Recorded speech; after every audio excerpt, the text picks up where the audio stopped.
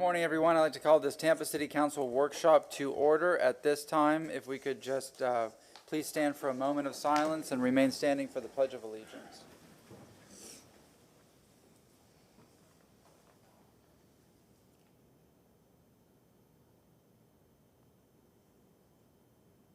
Thank you very much. I pledge allegiance to the flag of the United States of America and to the republic for which it stands, one nation, under God, indivisible, with liberty and justice for all. All right, let's have roll call. Carlson? Here. Hurtak? Clendenin? Here. Henderson? Present. Viera? Here. Miranda? Here. Maniscalco? Here. We have physical quorum. All right, and I have a memo received from Councilmember Hurtak that she will be absent from today's workshop and this evening's meeting. I'll bring that up later as well at the 5 o'clock meeting. At this time, let's go through the agenda. We have quite a few items. It's likely that we won't need to break for lunch, meaning that we'll go through this whole agenda and should be finished. We'll see.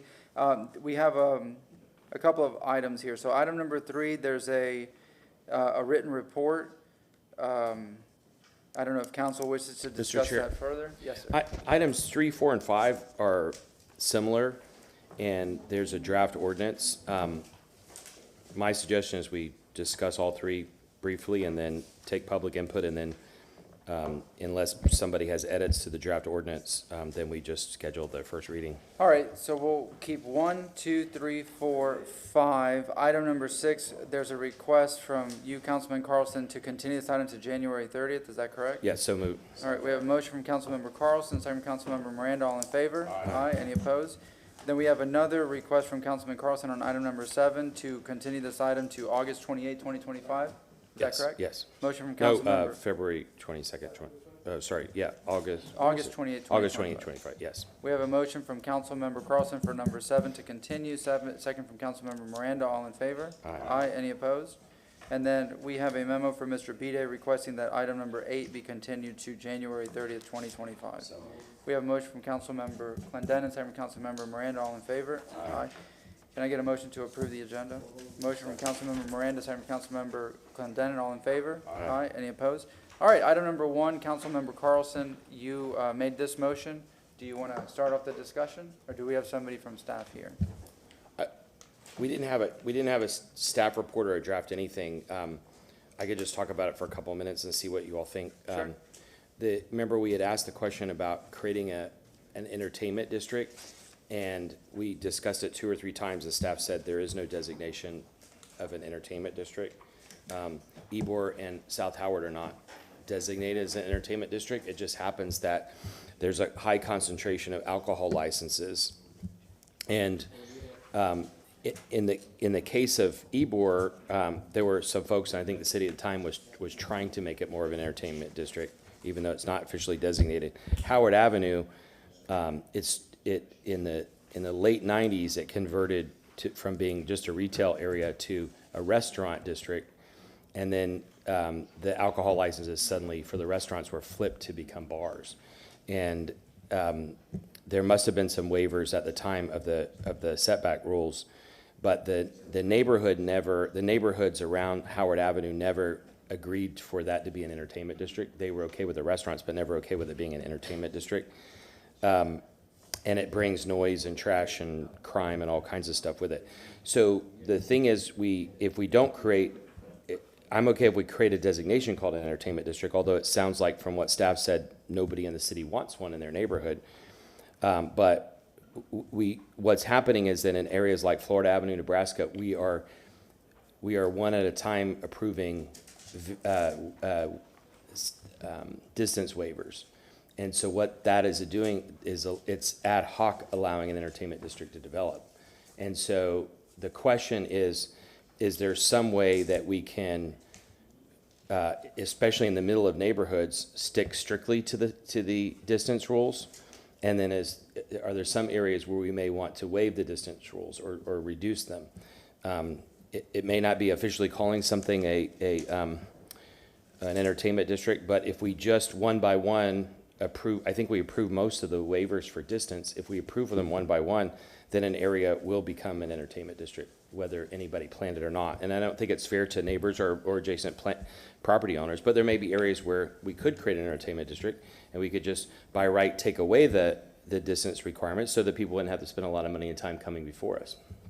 So I'll just leave it at that. I just want to hear your opinions. Councilmember Miranda, you have your microphone on, then Well, Councilmember. thank you. Quintana. Some of those things I understand, some are, I'm not questioning them at all, but in the restaurant business and on these licenses, and no matter what district or what area you're in, you have an R district, and at that time in the 90s, you had a 51-49%. You had to sell 51% of your goods, and 49% could not be more alcohol than the goods you sold.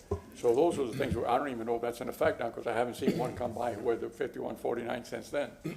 And what they did, this hall here had a line all the way across, and they would check these things every month or every 2 months or whatever it was, and they bring in the people that they had to report to the city. Those that did not report to the city, or those that reported more than 49%, would have to come here and state their case as to what happened. And they were either fined or maybe questioned a little bit more than that, but that did happen in the 90s. And then you had the things where you say, well, I have a lot that I just leased, because you have to have so much parking space for so forth and so on in a restaurant and so forth. I rented a lot 2 blocks down. Well, that wasn't worth what the paper was written on. And I'm not questioning Mr. Carlson at all. But the facts are that those things did happen. And when you do that, all they have to do, that leaks breaks, and guess what? The parking becomes a problem. So that's why you see the stands that I take against some of us, most of us, all of us, once in a while say, you know, you can't build a building if you don't have the parking. And that's why you check the votes, that if you don't have a ratio to the amount of space that you need, you're going to have a hard time passing. And that's how it is. I'm not questioning what Mr. Carlson said at all. I'm just saying the way it was at that era in time in history. Thank you very much, sir. Councilmember Quintana. Yeah, I mean, I understand the issues, that especially because they affect your district severely, and I've gotten all that feedback. And it appears, based on my understanding, we have really 2 problematic establishments that create most of the issues that come out of South Howard, and everybody else is a relatively good player. This is we say, at least I say all the time, this is a weird, linear, odd-shaped city that, now we know that trying to get from Tampa Palms to Gandy can take you over an hour some days. So it's difficult to say we're going to have one entertainment district, because that doesn't necessarily serve, the good of the entire city, the people that live here. This is just one of those things that I think when these issues come before us, every issue stands on its own merits. And, sometimes councils and the councils before us get it right, and sometimes they get it wrong. It's difficult to, you can't go back really and fix the wrongs of the past, as clearly there was, specifically one establishment on Howard that was a bad thing when they wet zoned an exterior and had a very bad adverse impact on that neighborhood. But I think that it's just incumbent upon us to take these issues one at a time and deal with it. I think because some things just make sense. I mean, I was on the opposing side. I think I may have been the only one about the wet zoning of that patio in Ybor City for the club, because of the proximity to the residents that were building. I think I was the only one that voted against that. But clearly the will of this council was to go the other direction. I don't see how we can create the entertainment district. I think staff's decision on that was correct, and I think we just have to be more diligent about how we approve these establishments, and when we grant a waiver, whether it makes sense or not. Because sometimes they do. I mean, in that, I know what people say about Ybor, but in the Ybor City, in that densely area that we basically have a quasi, without calling it an entertainment district, we do. So is it really, we grant waivers all the time because we got a bar right up against a bar? And so that kind of, it just makes sense. It's kind of common sense. Some areas it may not be as common sense, especially if we're adversely impacting a neighborhood, especially with outdoor noise. So yeah, I kind of think we just have to be more, and I think it's good to have this discussion, because I think it brings council's attention to it, so that as we deal with these issues, we're cognizant of it, and we take into account the impact that it has on neighbors, and we're more aware of it so that we don't, hopefully we'll minimize the number of mistakes that we make. All right, anything else, sir? The, Wait, Councilmember Anderson. Yeah, thank you. In my opinion, I just feel it's too much overreach to create, for us to decide upon what would be an entertainment district. One thing I've learned from sitting up here is South Tampa does a really good job fighting for what they want and what they don't want, and so we should take it on a case-by-case basis and let the people speak, and we have our decision where we, decide, and it takes 4 votes. It's not necessary for us to dive in and create the entertainment district because we might get it wrong. And we might be impacting a place that may develop into a larger community that has more residents in the future. And then this entertainment district they're stuck with it. That's how Ybor City feels. They move into Ybor City, they love it. And then once they're there, they want the noise reduction. They don't like it. It's too much, So you can't make everybody happy trying to make decisions like that. I just think it's too much overreach for us to create an entertainment district. yes, sir. Yes, sir. Yeah, so the question is not whether to create an entertainment district or not. That was the question in the other motions. The question is, right now, we're allowing, on an ad hoc basis, we're allowing concentrations of alcohol. And so that is ad hoc creating an entertainment district. Okay. By accident, we're creating entertainment. So let's take parts of Florida Avenue and Nebraska Avenue. I'll try not to mention any specific restaurants or bars. But if there are 2 or 3 right next to each other that are within the distance rules and they've been previously approved, somebody will come, a 4th one will come in and say, well, you approved those, so why don't you approve the 4th one? Then why don't you approve the 5th one and the 6th one? And suddenly there are 20 bars right next to a thriving neighborhood. But we didn't decide that it would be an entertainment district. It just happened ad hoc.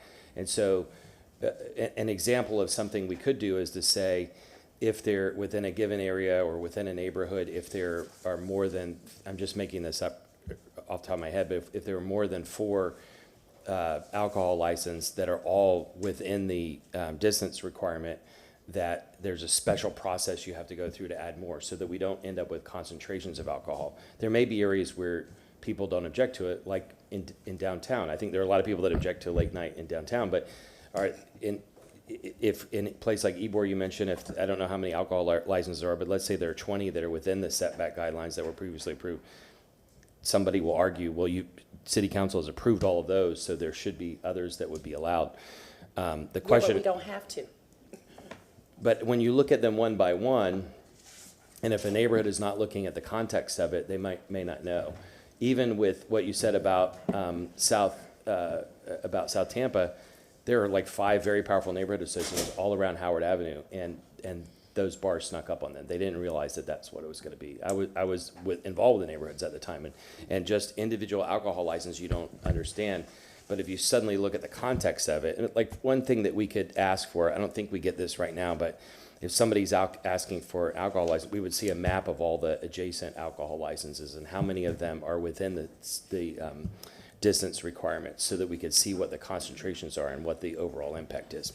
Anyway, I just wanted to bring this up for discussion. We're not allowed, just for the public, we're not allowed to talk about issues outside of this chamber, and so the only way we can have a conversation is to discuss it here, and that's what workshops are for. So any other I don't have a specific plan. I just wanted to see what your ideas were. Mr. Shelby. Yes, Council. I don't like having my back to you, Councilmember Carlson. Martin Shelby, City Council Attorney. Just a reminder, Council, that when somebody is requesting a waiver from a distance separation requirement, there are code requirements for the granting of a waiver. And those are often, and if not, I'll double check to make sure, at least they used to be listed in every alcoholic special use application staff report. And the code states that the applicant has the burden of meeting that criteria. Now, if you don't address that during the course of the hearing, and they don't address it in the course of the hearing, but you grant the waiver, it has the practical effect of giving them a waiver to the distance separation. And just like with every other kind of case where a waiver is requested, the code requires that they meet their burden of meeting that requirement. And as you know, you can deny a waiver on the basis of the fact there's no competent substantial evidence to support it, and therefore the discretion is with you based on the evidence you hear at the hearing, and the burden is on the applicant. And we can change the code if we want. One other thing, this is, for Howard Avenue and Ybor, the markets will decide. It's already too late, the decisions were made. And in Ybor, we know the markets are pushing back, and there's more equilibrium coming. The areas I'm more worried about right now are Tampa Heights, we've got Armature Works, we've got the north-south roads next to it, Seminole Heights. There's a high concentration going in those areas, and so I think that is going to become, the good thing is it could become an entertainment district. People love to go there. The downside is that the neighborhoods only have input on an ad hoc basis as to whether the alcohol license will go there. Councilman Clendenin. Well, I mean, again, I think this is a really good discussion. I think this is what I appreciate about workshops, is being able to have these kind of discussions. But it's funny, Armature, because again, why these things have to stand on their own, because we have this, the old trolley barn completely confined with a high concentration of liquor license in one building. So it's a good example of like, that made sense. It's common sense that to prove these things, they're, this isolated island of concentration, so that if we were rigidly enforcing, maybe we wouldn't have a couple of those establishments in there. We wouldn't have approved those.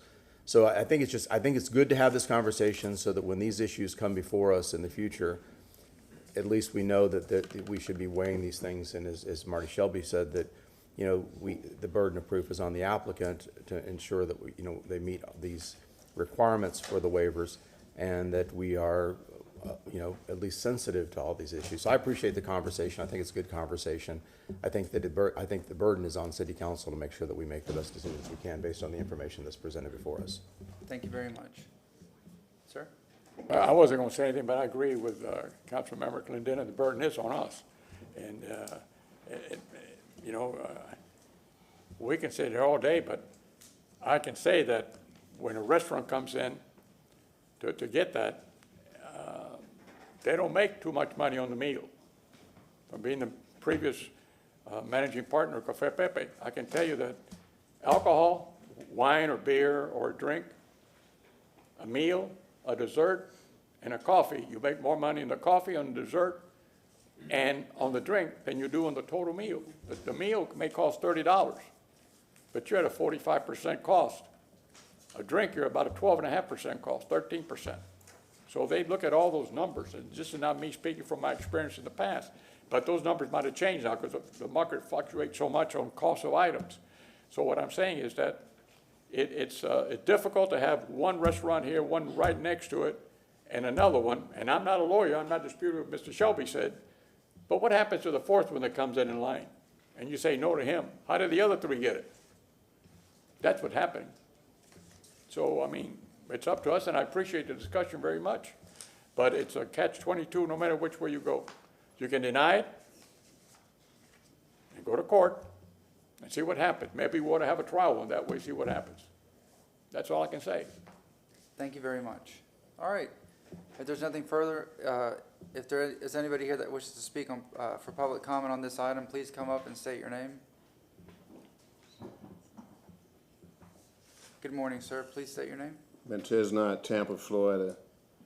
As a matter of fact, I think that anything Councilman Carlson brings, I think they're going to say just the opposite. Everyone there is going to say just the opposite.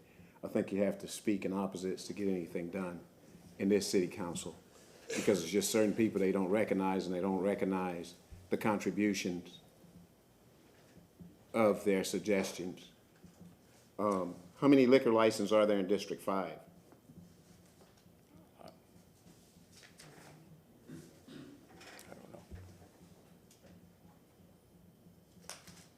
Mr. Chairman, just a reminder to council that you don't engage in answering questions or dialogue during public comment. That's just for council's.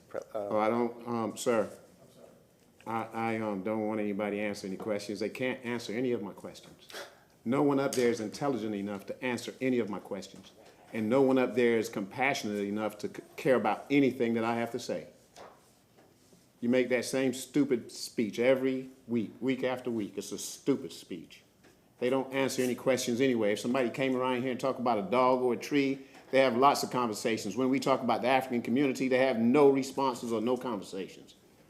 824 years of that. African people expect that.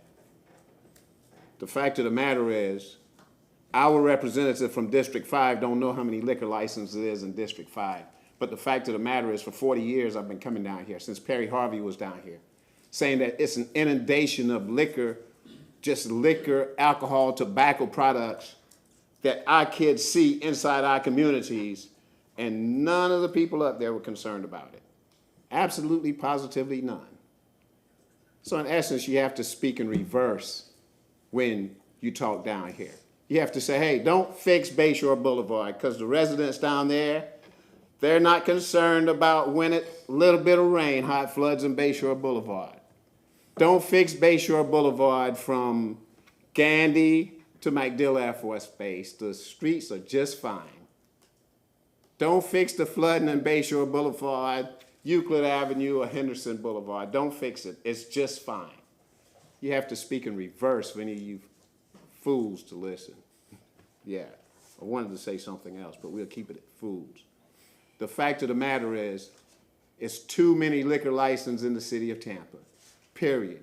Too much alcohol, too much tobacco, too much marijuana, all the other stuff that goes with it. And so when they talk about these liquor licenses, when you look up in the communities and some late nights you riding by and it's like an abundance of cars there and you're like, what the hell's going on here? But there's some place that's serving alcohol right in the heart of your community. And that needs to stop. That's no way to run a city, period. Especially for the residents who have to stay there 24/7. Thank you. Thank you very much, sir.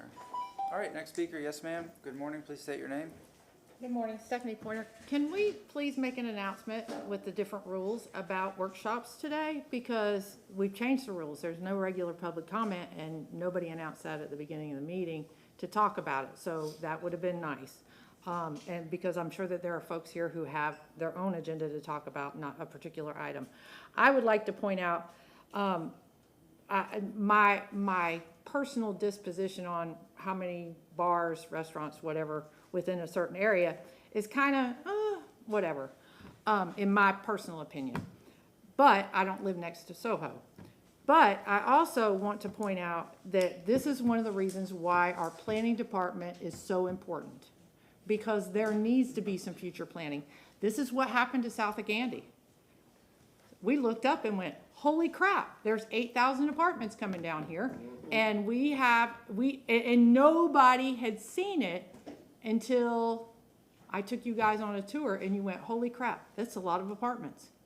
So this is why us not having a planning department, I don't know why Bud Buckhorn didn't think we needed one. I don't know why there wasn't one before, but I think this is a perfect example of why our planning department is so important, and why I think Councilman Carlson really has a good point to show that we need to have a plan for what we're going to be able to do.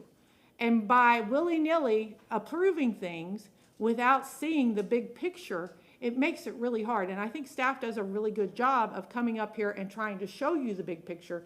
But sometimes you drive by stuff and you go, oh, I get it. Just like the South Howard project. Until you went to see Parkland Estates, you didn't get what they were talking about. You were like, why are they complaining? I don't get it.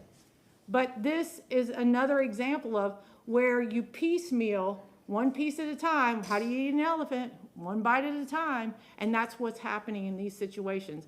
I would also offer that, I think Councilman Miranda made a good point. It used to be you had to serve so much food along with the alcohol, and the establishments that really seem to cause the problem aren't serving enough food to counteract the amount of pouring that's going on. And so that's where you're rolling out into the neighborhoods. It's where it gets to the point of being irresponsible and having additional issues. And that, may need to be congregated in certain areas. I'm sorry, I live south of Gandy, and we don't have any place to go and eat. So, we would love to have, that's why I never complain about wanting to put in a pub or a bar or a restaurant south of Gandy, because we don't have any place to go and eat. Not compared to the population that we have now.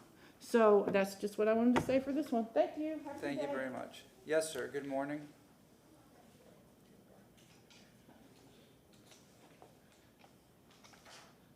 Good morning, sir. Please state your name.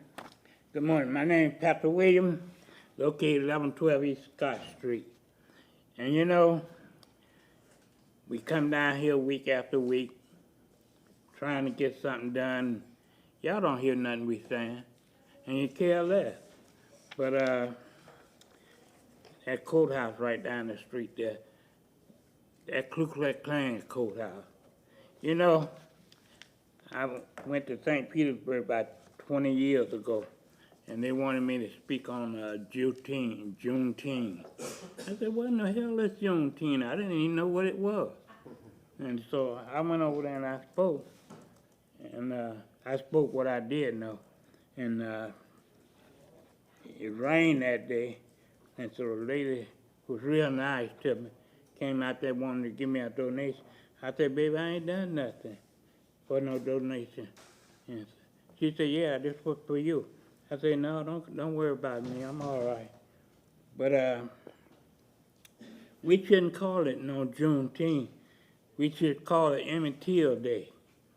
For them Ku Klux Klan murdered that poor boy for no reason at all. Talking about he whistled at a white girl. Who care about whistling at a white girl or whatever? But it was so ridiculous what they killed that boy for. They cut off his private, put it in his mouth. Boy, they have done some evil things to people of color, and they still is. They don't give a damn about us, but we got to care about ourselves. People call us niggers. You know what? I am a nigger, but I love God Almighty. And so y'all got to thank me for that, whether you thank me or not. I'm going to continue to love until I go to the graveyard.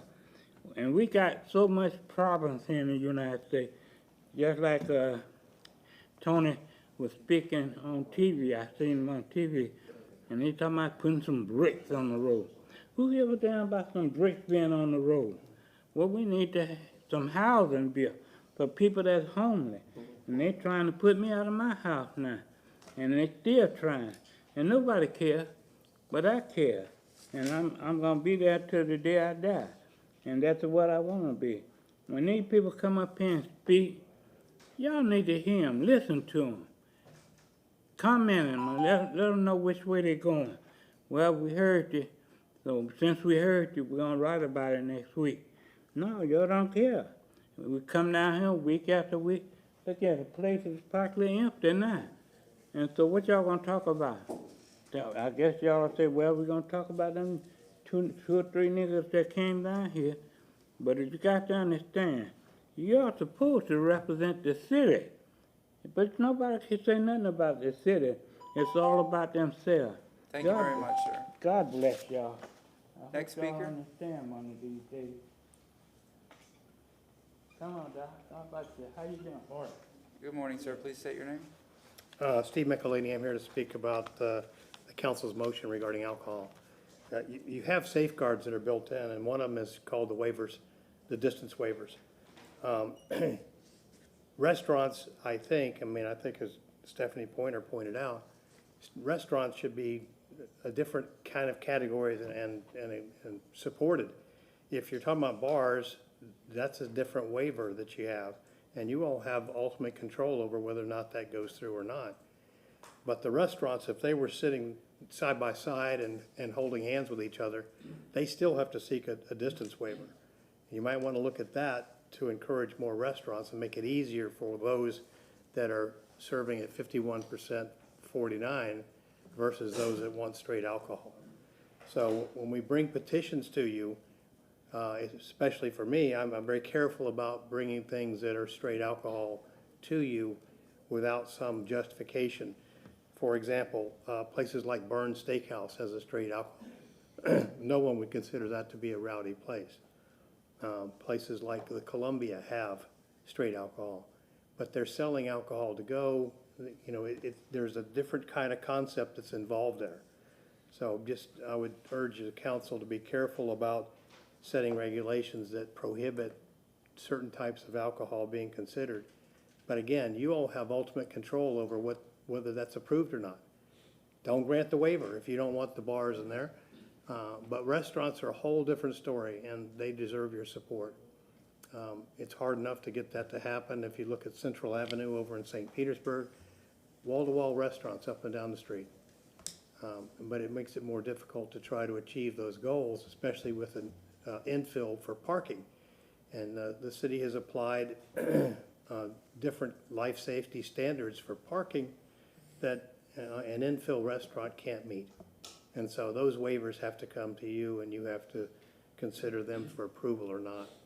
But anyway, I would urge the council to look at those regulations and make it easier for restaurants, make it easier for infill, especially if you're going from beer and wine on an infill restaurant to beer, wine, and liquor, when you know that you can't meet those codes. But anyway, I'd be happy to answer any questions, but thank you for your consideration. Thank you very much, sir. Councilman Miranda. Thank you, Mr. Chairman. I am not in disagreement with what Mr. Michelini said. However, there was a caveat, if I remember, that if you had an R and you wanted to sell liquor, your kitchen had to be open with a certified cook at the back. You couldn't just close the restaurant at 10 o'clock and sell liquor to 1 o'clock in the morning. You had to have the kitchen had to be open to the time. If you close the kitchen, you had to close the bar. Am I correct? Yes, sir, that's still the case. Yeah, I'm just remembering from the past. Yes, sir, that's still the case. Okay, If thank you're a you. restaurant, the kitchen has Thank to you very remain much. open. It's not a two-way conversation. Thank you very much. Thank you. All right, anything else? Anything else? Yeah, Yes, sir? just one last thing. And one of the reasons I wanted to bring this up here is we can't talk about it during each case because that will hurt the record on those cases. But in prior discussions we've had like this, and in some of the cases we've managed, we have tended toward, especially if an alcohol license is near a neighborhood, we've tended toward asking them to limit their operating hours, especially at midnight, and then not allowing outdoor amplified sound. So those are two of the things that have been formally or informally modified since I've been on council. The thing that I'm going to do going forward is I'm going to ask for maps or to look spatially at all the alcohol licenses and to see how many in an area are within the distance requirement, or how many got waivers. And so if you all, hopefully you all will look at that information too. But I think the context is important. We don't often talk about the context when we get to individual cases. We need to look at the distance requirement is there for a reason, and the more we waive it, the more concentration of alcohol we get. Thank you. Thank you very much. Yes. One last thing, since we have a light meeting. It's interesting, one of the things that arose out of this conversation that I think needs to probably be scheduled for another, and we can take care of it another time, put it on another workshop, because there seems to be an inconsistency or lack of agreement, or, I mean, we have rules, but there seems to be a shift in the dynamic, and I know Councilman Miranda's on the opposite side of this, and that is parking. What direction is this council and is this city going with how we park and for establishments? Because I know my email inbox is filled constantly with folks asking that we reduce parking minimums, that we, because with urban planning, there's an idea around, build it and they'll come, don't build it and it'll provoke other forms of transportation and how people get around and reduce traffic congestion and reduce cost of construction. And we see that in downtown. People talk about the cost of parking garages, and we talk about, and this is a segue into what we're just discussing with these establishments. How are we parking vehicles and how are we building Tampa for the future? I think it's something we need to talk about and at least reach consensus on this council if we're going to stick with the current rules, or are we going to pivot and change for maybe the Tampa of tomorrow. And so at least we can ask and answer that question, because it's constantly before us, and we're dealing with these piecemeal without a really, I think, a general direction of which way we want to go. Thank you very much. All right, does that conclude the item? If not, if so, we're going to go to item number 2. This is a motion by Councilmember Vieira. If you want to start off the discussion, sir. Yes, sir, I appreciate that, Mr. Chairman. This is an issue, I first again wanted to thank Attorney Matt Newton and Professor Zoli Hajnal, who had assisted on this issue before. This is an issue that, in terms of what I think is proper for the city of Tampa, I don't think that my proposal has support on Tampa City Council right now, but the issue's not going to go away, and that's why we need to speak on it today And because the issue is not going to go away. When you have City of Tampa elections where 93%, 92% of folks don't bother to show up in 2023, and 75% of people don't bother to show up in 2019, you have a big issue. There's different arguments on this, and I always say that on a lot of issues, there's a lot of gray, and there's arguments on both sides. I think on this issue, the even year option, especially for gubernatorial elections, far outweighs the system that we have right now. There's a lot of arguments that can be used against this that I don't think hold water, so to speak. The fact is that we spend anywhere from $500,000 to $700,000 every election cycle in City of Tampa tax dollars to have odd year elections that, as I'll discuss, make our elections less diverse and with less participation. We spent in 2023 $543,000 check we wrote to the Supervisor of Elections. In 2019, $716,000 check that we wrote to the Supervisor of Elections. And as I'll discuss briefly, we spend more to get less as a City of Tampa. Number one, and I discussed this last time, the more diverse and lower income your precinct is, the bigger of a drop-off there is between the even year election and the odd year elections that we have here in the City of Tampa. I went over last time a few precincts, precinct 338 and off Bush Boulevard. There was a 70% drop from 2022 to 2019, a 90% drop from 22 to 23. Precincts 308, 309, 321, 325, East Tampa area precinct 70 to 75% drop. You take those elections in Bayshore, precinct 111, and Tampa Palms, the drop-off was about 59 to 60%. The more affluent your precinct is, the less of a drop-off you have to City of Tampa elections, thereby making our elections more affluent and less diverse. And we pay, again, $500,000 to $750,000 for that. There are folks who say that, listen, we need to have our own special elections, right? Because we want voters who are more engaged. As my friend Matt Newton wrote in a good column in Creative Loafing, I believe it was, that's the idea of the good voter versus the bad voter. To me, there's no bad voter. I just want more voters. That's it. I want more people to vote, and that's the number one issue that we should be stressing in this.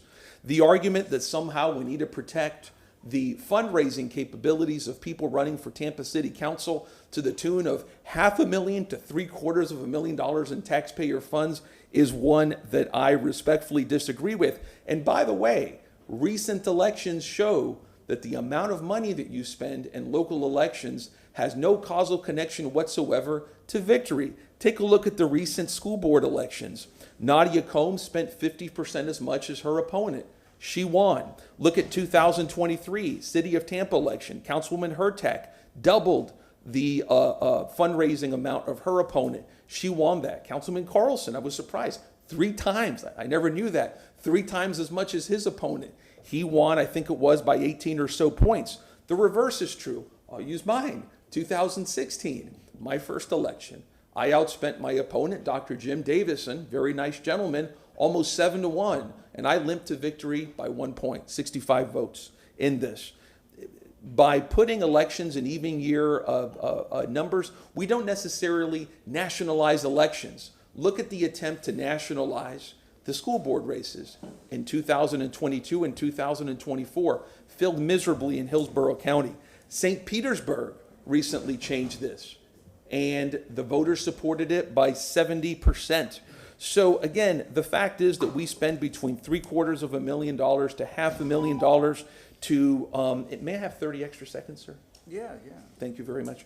To make elections cheaper for politicians. There's different ideas on this. They have November elections. I much rather prefer gubernatorial elections. You have August primaries like we recently had in 2024 where the turnout I think was about 20% or so. The turnout in the last governor's election was 50%, about 60% I believe it was in 2018. So, and if I may just very quickly, thank you very much, Mr. Chair. Again, I respect that there's not support to change this on Tampa City Council right now. But this issue is not going away because every single election cycle where we spend $500,000 to $750,000 for less diverse, more affluent elections, that issue will not go away. Thank you very much. Councilmember Clendenin was first, Councilmember Miranda, Councilmember Carlson. This issue should go away. Because a couple of the points that you made, Councilman Vieira, the cost of the election that is what it is, but we're still gonna have to reimburse the supervisor for whatever portion of the cost for our, they're not gonna do our portion for free. So it would be disingenuous to compare, it's apples and oranges without factoring that part into it as well. Turnout. It's also disingenuous to compare county to city. You'd have to break it down, and I have to see the facts and figures of, like, especially a primary on an odd year or off year or a presidential year. I mean, there's a lot of factors in this. There is nothing more important than local government. Your council and your mayor is closest to the services and to the people of what runs a city, and than any other form of government. And I don't think there's anybody up here that would argue that the daily impact that the city government has on folks' lives far exceeds the impact that state legislature, even the governor or the presidency, has on anybody's day-to-day life of how they do their business and as a citizen of the city of Tampa. That importance, I think, having an election where we stand before the people and the only issues before them is the running of the city is really, really important. I mean, having an election like that and having it prioritized so that we can sit there, there's nothing more grassroots than running as just you discussed about the money.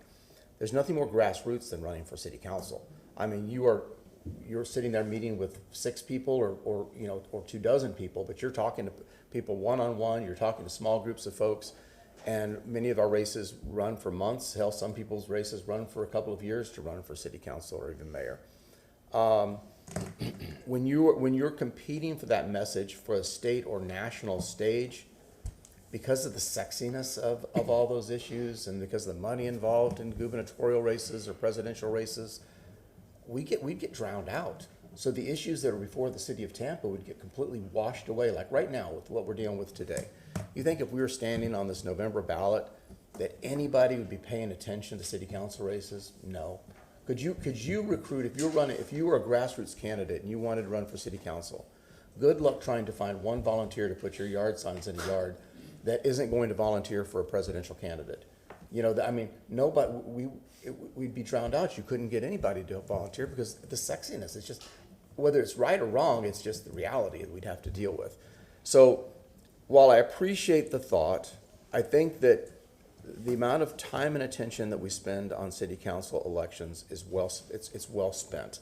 And that I think that there's a reason we're here where we are today, and it's not broke, don't try to fix it. We have an informed electorate. When we go out to vote in these city elections, we have spoken with the people. Most people have actually had an opportunity to see us face to face before they come to those March elections to vote for us. And that's a rare privilege in this country that most people in this world don't enjoy. Councilmember Miranda, Carlson. Thank you. It's agreeable on both sides what Mr. Clendenin said and what Mr. Vieira said. I first got elected in '74. No, I'm not 110, but I'm over 80. So let me say this. I remember the system that we talked about, we had, and that was the system when you went on the ballot that you were running against the big boys and the big girls, where you had to run against the state officials and people running for president. And you weren't on top of the ballot. You were on the 3rd page of the ballot. By the time they got to you, they were tired of punching. That was the way when you didn't have early voting. You didn't have vote by mail. You had one day to vote. And that's a problem. We got lazy. It was too simple, and nobody gave a damn about going to vote. That's the problem we have in this country. The more simpler you make it, the harder it is to show up.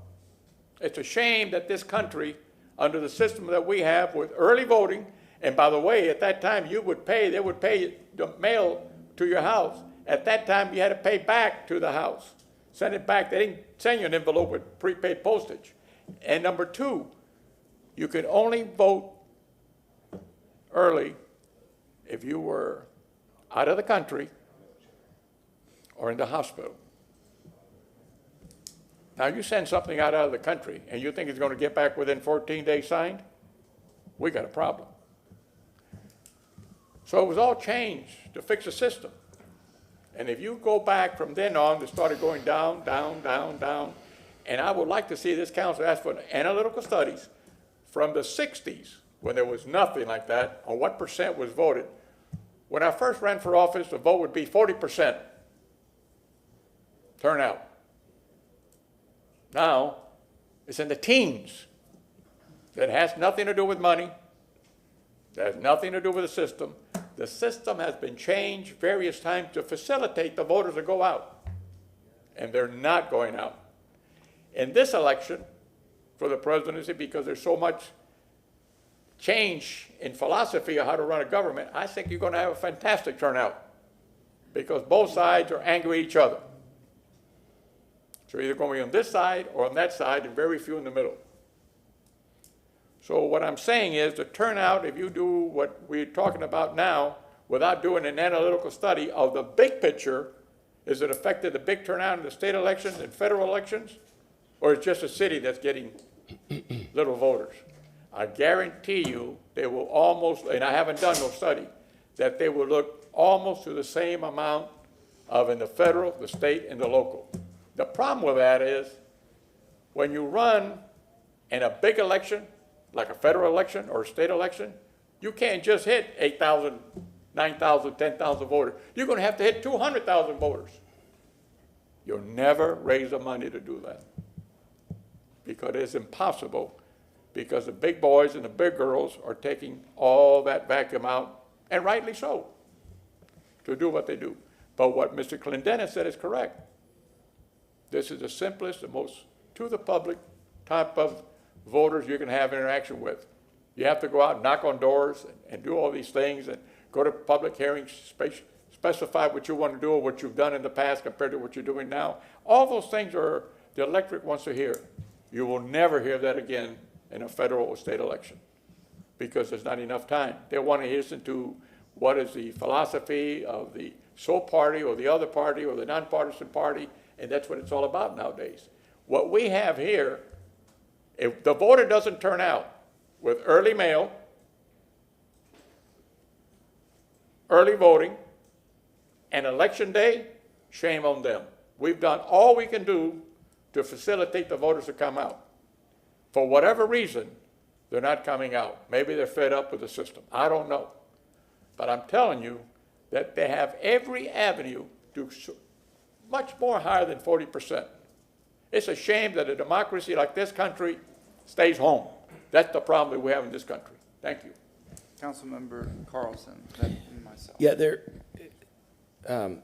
there is not, despite arguments on both sides, there is no right or wrong answer on this issue. It's not a choice between representation or no representation or disenfranchising people or representing them. It's a philosophical difference, and my view is that the city of Tampa and the voters of Tampa deserve to have their own election. It's important to highlight the issues of Tampa. How do we know it's not a right or wrong answer? I went to graduate school so that I could find the answer. I wanted to know what is the math I can do to find the answer. And I sat in classes like one of the economists I sat in was named Jeffrey Sachs, and I watched him do pages and pages and pages and pages of math. And at the end of it, he would get a different answer than an equally trained economist with a different point of view. And the difference is that we all start with the intellectual framework or the philosophical framework that we have, and that biases all the math we do. And we can provide all kinds of math, all kinds of data, but there's not what I found out is there's not a right or wrong answer. It's a philosophical difference. And both sides can show information, but it's not whether we want to represent or not. On policy, there's a difference in things that you try, and you see what it ends up being.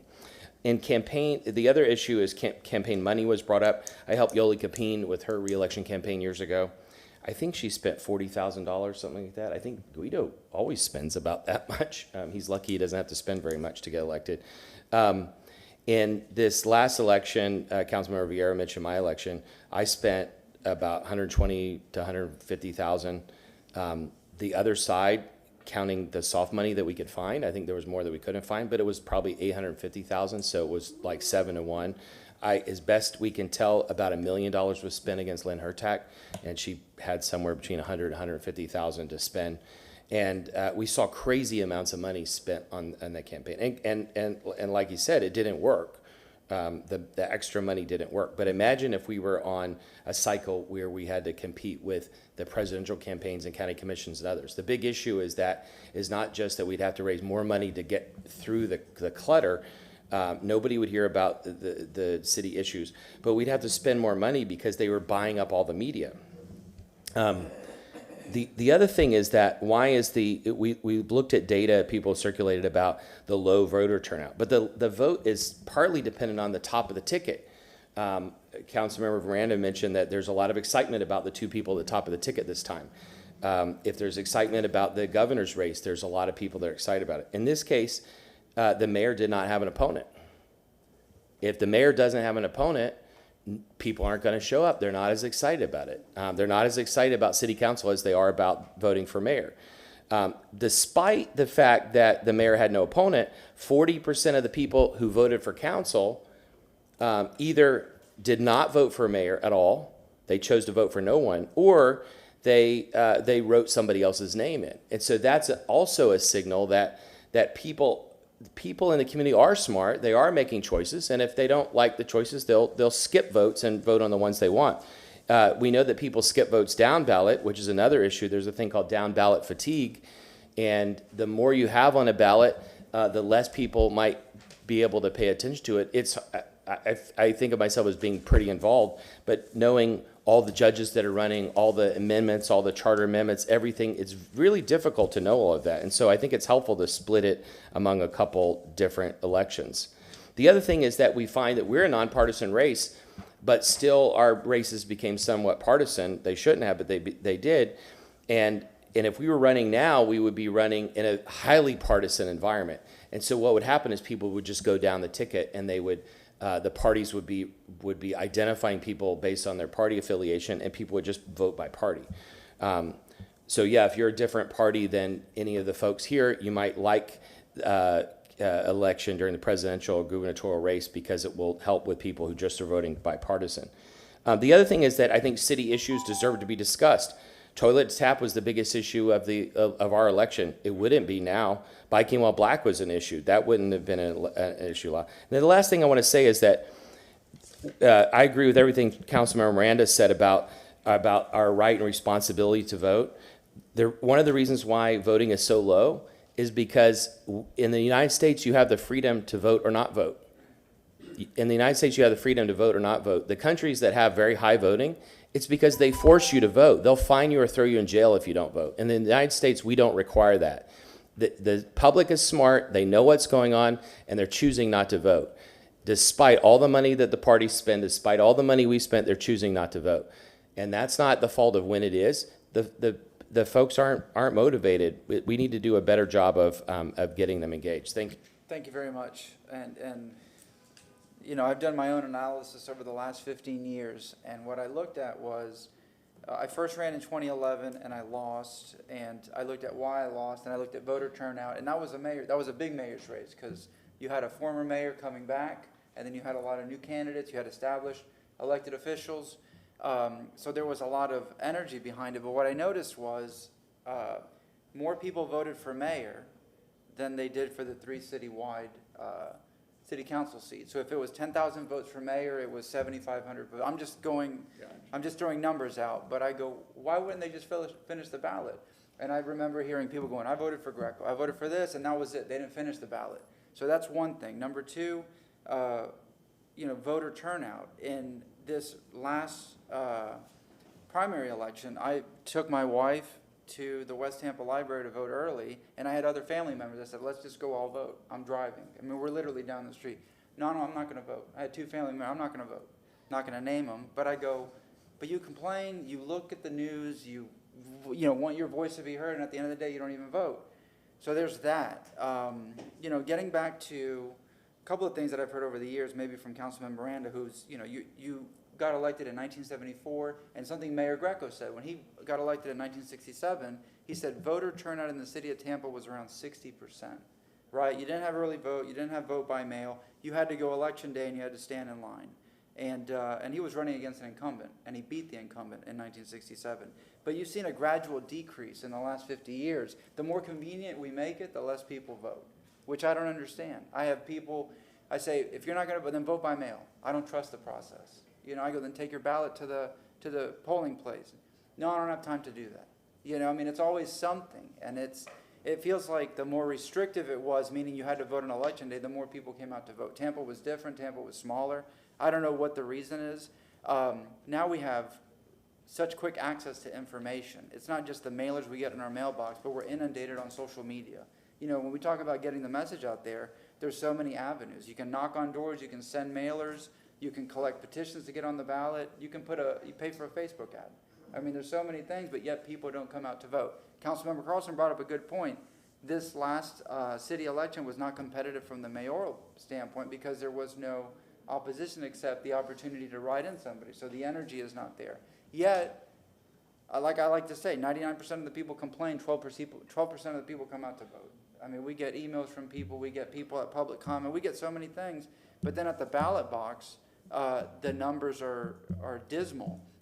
And not even to say, people that are looking to have their rights restored to vote. There's people that want to vote that can't vote because of state law, because of so many other things. But, the folks that are able to vote, I think they take it for granted. The issues that affect people, the most people ask me, why do you run for city council and not any other office?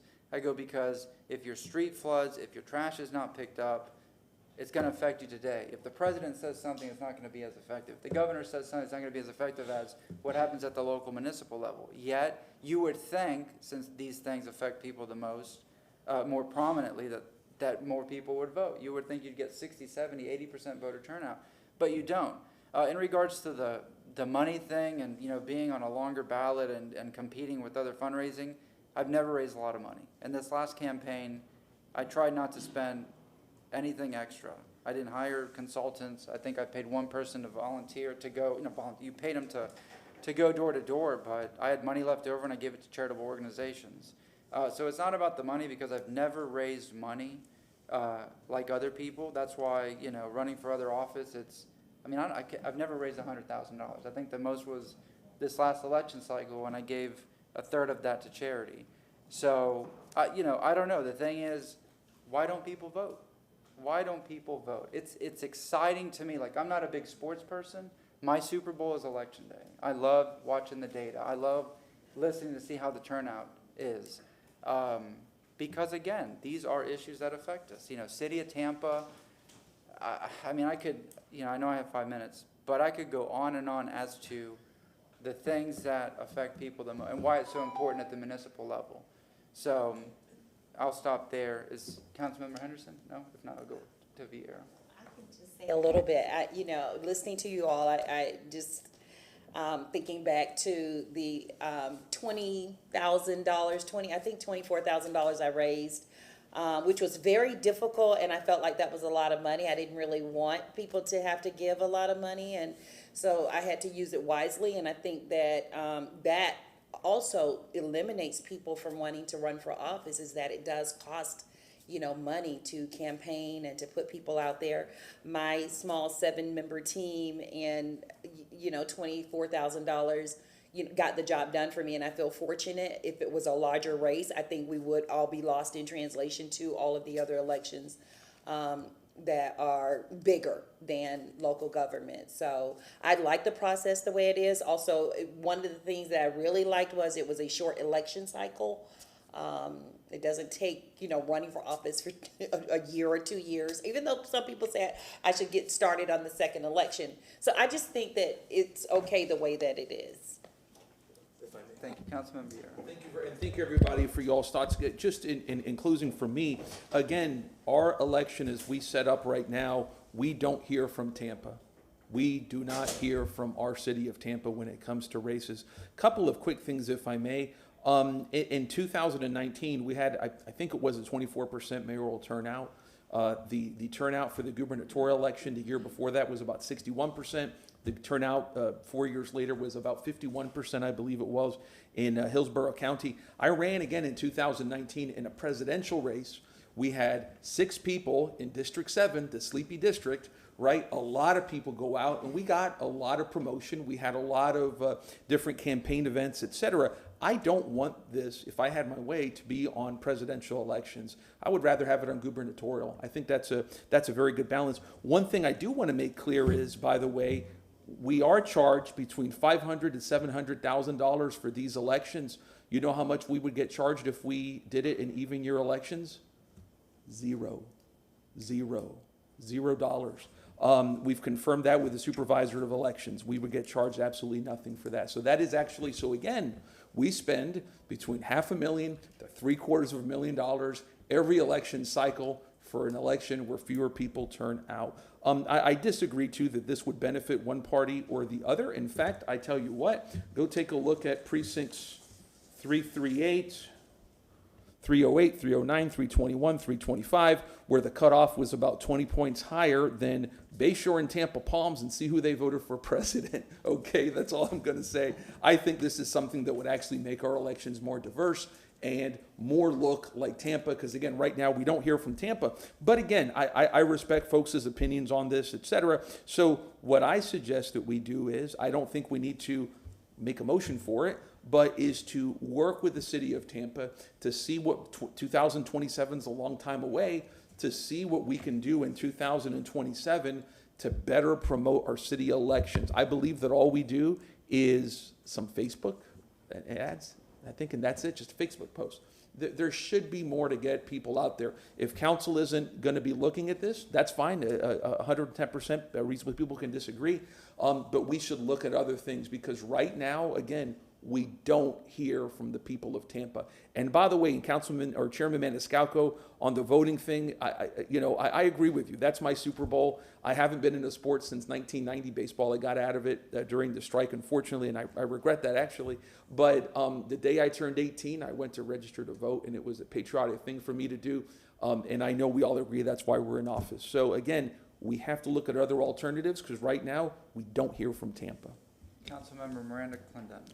I think this has been a very good discussion on everything that's going on, and in fact, the amount of candidates that come out to seek office has gone down. I remember back in those days, it wasn't 4 or 5 candidates or 2 candidates in one race. The last race I ran in the county, there was 8 or 9 of us. And in fact, in 1972, that's when that happened, I went to register to seek office, and the qualifying fee was $900. And I had the check made out for $900, and I asked the gentleman, I said, let me ask you this. Can I run for office without paying a qualifying fee? He said, no, I'm sorry. So then I can vote without paying a poll tax, and I can vote for everybody else that qualifies, but if I want to be the candidate, I got to pay $900 to vote for myself. Yeah, that's the law.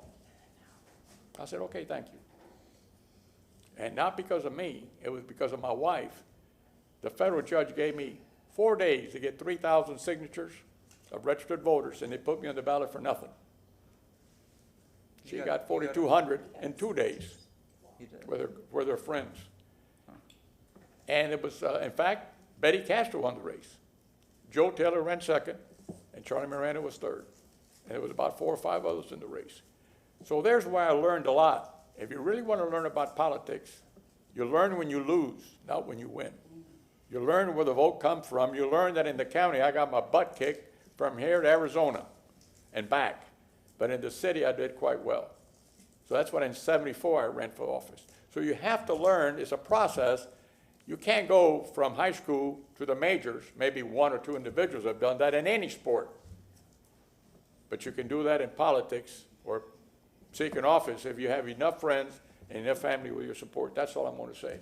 Before I go to Councilman Clendenin, you brought up something. You learn when you lose. I lost in 2011, and I studied the numbers, and I said, because I ran in 15 for your seat, it was vacant, and I said, this is how many votes I need, and I came within 60 votes of my guesstimate. So yeah, study the data. Yes, sir. Yeah, I think one of the things, this is just pontification, part of the reason why our election turnout is so low is, one, things are pretty good in the city of Tampa. We live in a great city. We live in a great place. People are generally happy. if people were unhappy, I think you'd be they'd be beating the doors down to boot us all out. But I think generally we live in a great city. These are the good times. You know, these are going to be the good old days one of these days. And so I think that's part of the thing. Councilman Vieira, one thing I would caution about the city getting involved too much in the electoral process is thumb on the scale. Is you have to be very careful about that. And, you know, it is the candidate's responsibility to motivate the voters and get them out to vote. And it's a message that we bring. So you want to make sure that when you're dealing with the big pockets of government, that they don't put the thumb on the scale of elections. May I, Mr. Chair? Go ahead, sir. Thank you. Yes, so, and that's well taken in the sense that I don't know what, if anything, the county does for that. So that's why I'm not making a motion, because I want to look behind. So yeah, no, obviously, when any public entity gets involved in encouraging elections, you want to make sure it's as objective and transparent as possible. So that's why I'm not making any motions. So yeah, I don't disagree with that. Thank you very much. At this time, we'll go to public comment if there's nothing further. Would anybody like to speak on this item number 2? People are generally happy. Mayor Opsel, sorry, very difficult to sit and listen to this.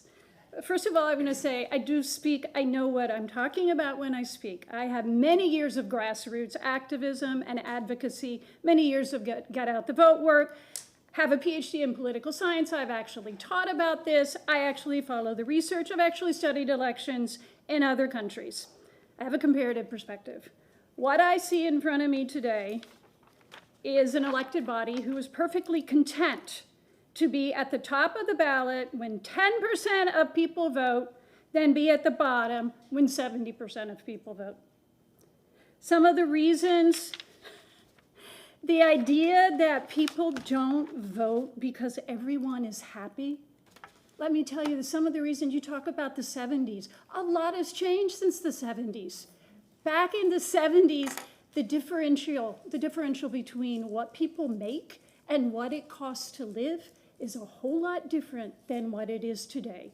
Today, many people, maybe they don't vote because they're busy paying the bills, because rent skyrockets. They don't vote because they spend an inordinate amount of time sitting in traffic because we don't have mass transit.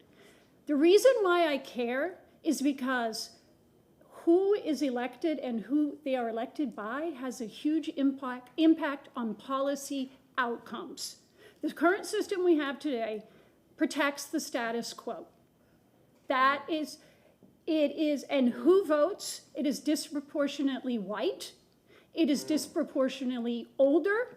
And here's what many of you are probably not aware of. It is disproportionately homeowners.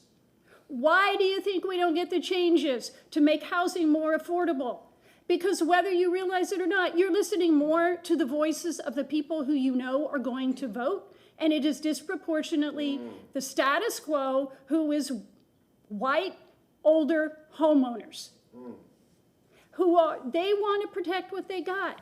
They are not for the kinds of changes that will make things more affordable for others. So I honestly didn't plan to come today because I know how you all are going to vote. I know that there's really only one, maybe two of you who are even pondering some of the other options.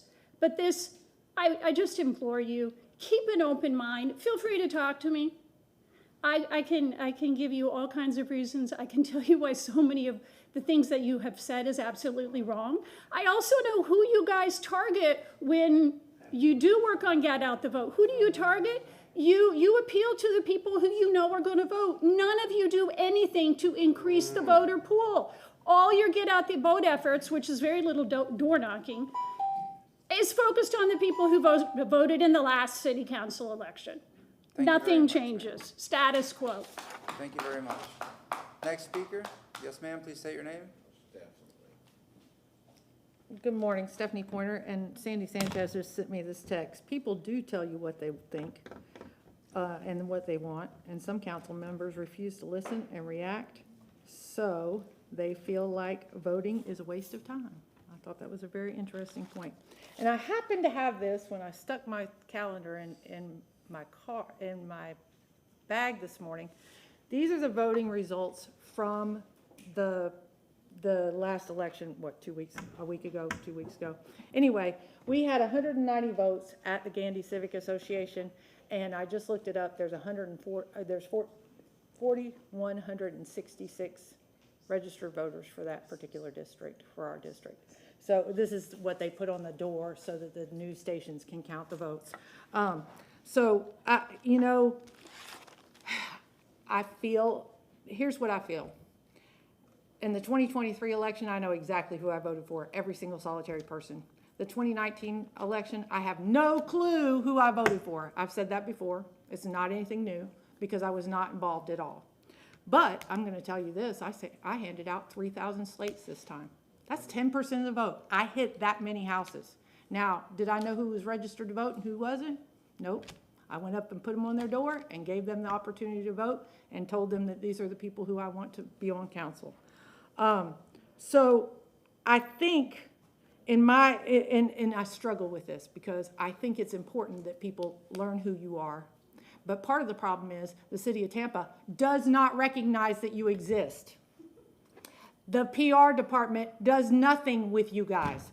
When they post something from on Facebook, none of you are tagged.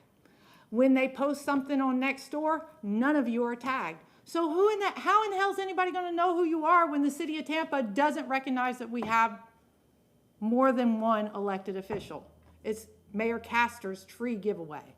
I'm sorry, but she didn't buy the trees. It shouldn't have her name on it. It should be the city of Tampa. And the bottom line is that we have to take these kind of things into consideration. If you want more people to vote, then the city should be doing things with all of you. Just like the CIT. I sat right here. She sat right here behind me when I said it out loud then. Not one video has been made with our city council to promote the CIT being passed. You guys have got to push in on that. And I think that this election thing, it breaks my heart because when Councilman Vieira is talking about $500,000 to $700,000, you know that makes me twitch because I think it's wasteful. But in this particular situation, as somebody who received 6 write-in votes for mayor, I think it's important that we focus on what's going on locally and the fact that we are on off years, maybe that's what's best for our city. Thank you very much. Next speaker, please state your name.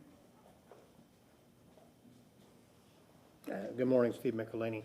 I was with the city when they changed it from the November to the March elections. And the city council and the mayor got together and decided that they didn't want to be on the downside of the ballot. And it was difficult raising money for an election and getting volunteers and getting materials and getting on, if you had media, whether it was TV or radio. It was so difficult that they decided they wanted to move the date. And that was under Bob Martinez. And they voted for that. I don't think there were any dissenting votes regarding that.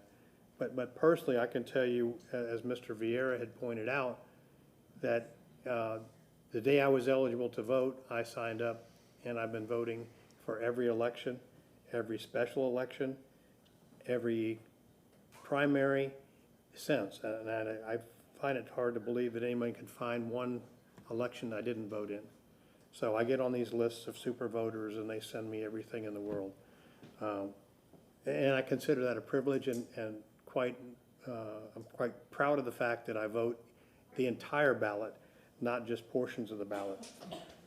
I think it is confusing. It's also up to the community to get out the vote, and it takes a lot of work to do that. It's not just the community efforts and the grassroots, walking the neighborhoods and telling people what's going on.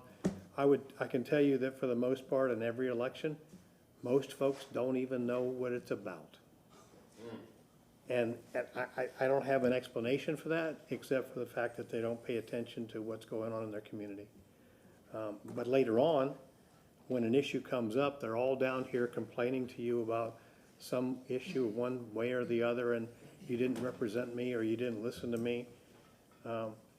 It's not necessarily all your fault, but I don't know how you communicate to the community to get out and exercise your right to vote. As Mr. Carlson pointed out, it's a privilege. You're not forced to do it. You have a choice. Exercise it. I mean, I I don't know how else you exercise freedom and democracy without getting out and voting. And people that come down here, maybe one of the questions you should ask them, are you registered to vote? And did you vote in the last election? I think you will be surprised and shocked at the number of people that, oh, I forgot, or I didn't get it done, or, oh, I thought you were gonna win anyway, so I didn't vote. You know, there's all kinds of excuses. I don't really have a position one way or the other, November versus March. And we discussed this yesterday at the TBBA meeting. Everyone's just watching to see what you want to do, and we'll follow in step. It's difficult under the best circumstances to get people to vote. And I'm not sure how you solve that. It's a mental issue, and it's a commitment to your community that simply doesn't happen. Thank you very much. Thank you. Next speaker, yes, sir, please state your name. Then 'tis not. It's a great discussion. But the fact of the matter is, capitalism and colonialism don't have to give you any incentive, any initiative, any enthusiasm about participating in that process. Because it works just fine, like the lady said previously, it works fine for the status quo, for all the people that's benefiting from the exploitation of the working class. It's a ruling class system. The March in Washington in 1963 had 250, 300,000 people. The March in Washington yesterday had, the anniversary march had, who knows? Who even knew it was a March in Washington yesterday? Nobody. The dynamics have changed, and the white ruling class has taken full advantage of it. Full advantage of it. No one is inspired to vote for any of the clowns that they put forth before them. They don't try to regulate the money that go into the elections. And in our particular district, District 5, let's bring it back to a local situation, we have someone that's representing District 5 that nobody knows. Nobody knows. If you went to District 5 right now and say, who's your representative for District 5, 99% of the people wouldn't know. They probably would say Perry Harvey or Reverend Scott. You know, they wouldn't know. And they use Hearst yellow journalism, derogatory word that's associated to Asian and Oriental people, but what is called yellow journalism, to bring our representative to us, and they stuff it down our throats. Nobody knew who our current representative was or is. Nobody, absolutely, positively nobody. But they attacked an African man in the most horrific way to get those results. So people aren't enthusiastic about participating in that. And do anybody up there know who Offspring is? Probably not. But Offspring has a song say, I wonder why she sleeps with my friends. And you have to wonder that. You don't have to wonder a lot why people don't go out and vote. It's no enthusiasm about it. And as the ladies say, they don't reach out. It's no outreach to get the people. They don't speak of any issues, housing, the other things that deals with the real people. They speak nothing of it. Thank you very much, sir. Councilmember Miranda Carlson. I just want to say, you know, it changed a lot in things you do to let the public meet you way back. And by the way, what Mr. Michelini was speaking about, that was in the mid-'80s, I believe it was, when they changed from going full circle to having your own election. And what I'm going to say is, we used to have spaghetti dinners or fish fries, and 1,500, 2,000 people would show up. Now you have a fish fry, they bring people in, the fish doesn't even show up. People have a lot more things to do. They have a lot more family than what we did. They have new cars, they want to go experience a thing, they want to go to the beach, and that's fine. All that is wonderful. But when it comes down to voting day, they're too busy with the family, or they're too busy for some other reason, they're not showing up. In fact, my first election that I won, and no one else can win at that time, because you can't win citywide at that time. Everything was citywide. District 5 was citywide. So that was changed, so that everybody, that was changed also in the 70s or 80s, mid-80s, I believe, when you now can run 3 at large and 4 districts. That was also changed. And we're certainly not going back to what it was before, because it was not an equal election and everyone didn't have the right to get elected the way it was done. It changed for the betterment. Is this the best way? I don't know. But you advertise, the city spends money, the candidates put up their money. It costs over $3,000 just to qualify to run for city council, unless you go out and get an X amount of number of people to sign a ballot voucher to put you on the ballot for free. So it takes a lot of energy for anyone to run for office. Maybe that's a criteria. I don't know what it is, but there used to be a lot more citizens running for office and a lot more voters turning out. That's all I can say. Thank you. Councilmember Carlson. Yeah, one of the things that I was reminded by one of the comments is that the voter turnout numbers that everybody's talking about, I don't know what denominator you all use, but usually the voter turnout is measured by the percentage of registered voters, not the percentage of population that's eligible to vote. And so typically if you include the population that's eligible, the voter turnout is incredibly small. Humira spoke a little while ago. Folks who come to speak from the community, the folks watching on TV don't always know what their background is. Humira has a deep background. As she said, she has education. She's out in the field all the time. She knows the heart of what the voters are saying. And so I happen to disagree with her on this issue, but I know that she knows what she's talking about, and I respect it. Look forward to having more conversations with her about it and other folks that may disagree. One of the things that I wanted to mention is that in this last campaign, the other thing that I think affected turnout is let me mention this. In terms of getting people to vote, Supervisor's Elections Office spends hundreds of thousands of dollars a year. I don't know what the current budget is. I remember years ago it was $600,000 or $800,000 for each election just to get people out to vote. The political parties, the Republican and Democratic Party, just in Hillsborough County, has spent probably $200,000 or $300,000 just in the last year to get out the vote. And what they find is those efforts don't work. They go to people, say, let's get young people involved. So they go to schools and they go to university, and the turnout is terrible. They go and knock on doors and try to get the turnout is terrible. The more money they spend, the return on it is not very good. In my race, my opponent sent to all voters, and it still didn't increase the turnout. More money, I think, was spent against me than anybody's ever spent, and it went to all voters, and still voters did not come out. So it's a community-wide problem that's not going to be solved by when the election is. It's going to be solved by trying to get people engaged. The other thing we know is that people are turned off by negative ads. Between 3 or 4 of the campaigns, I think at least $1 million was spent on negative ads. People don't like that. They won't show up to vote if they think it's all negative. They give up and they say that they don't want to be involved in it. We've seen that negative ads don't work in most of the cases, but people still use them. There's lots of money being spent on them. I'm hopeful that in future campaigns it won't be like it has been in the last campaign. More money was spent on negative ads in the last campaign than ever.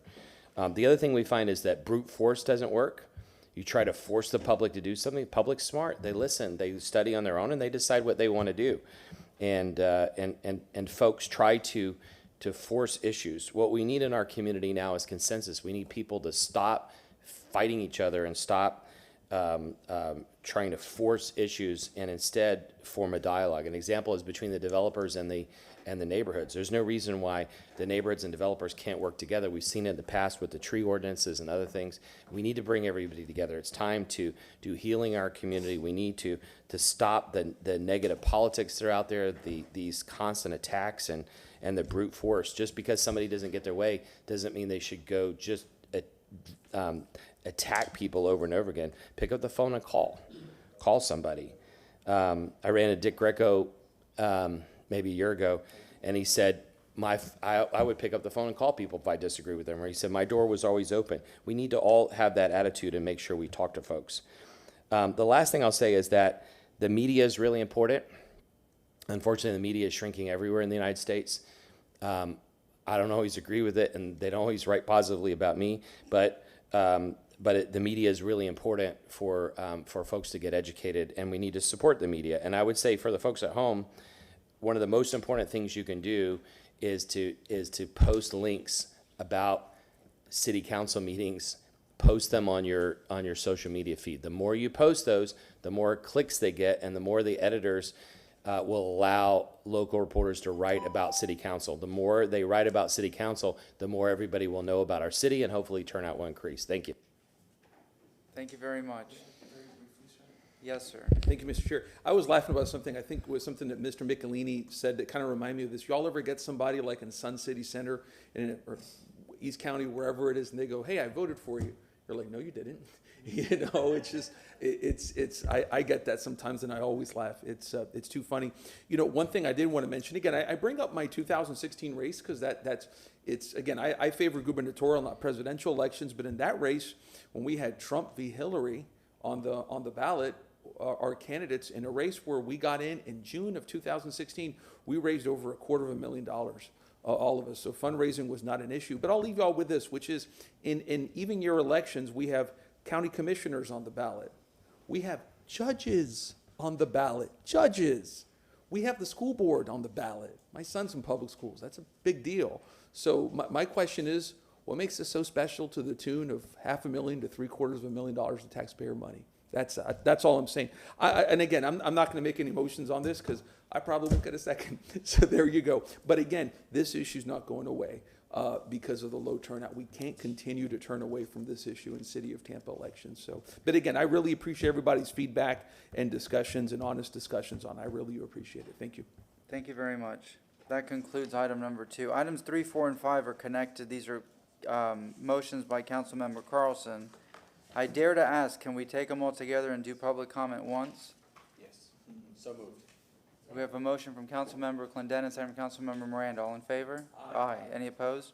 Councilmember Carlson, the city attorney sent out written reports for all 3 items. Would you like to start off the discussion, sir, since it was your motion, or do you? Is somebody from staff going to present, or are you just answering questions? Let me just say that I appreciate you all my colleagues for putting this on the agenda.